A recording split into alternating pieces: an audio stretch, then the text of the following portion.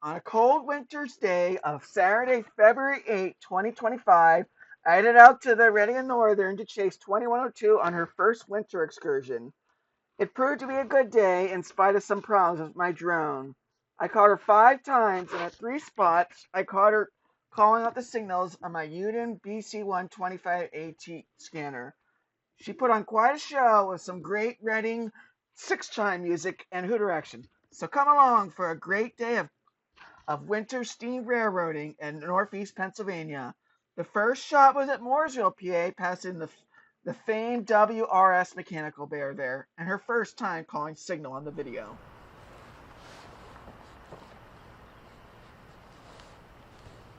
Here he comes. Nice. I'm going to go back there.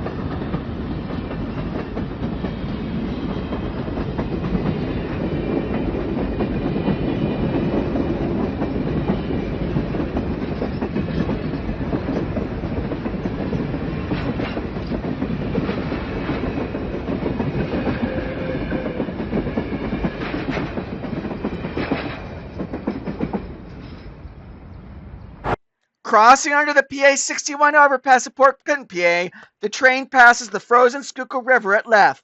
The train will stop in PC to pick up more passengers before continuing north to Jim Thorpe. I filmed the whole train here as well.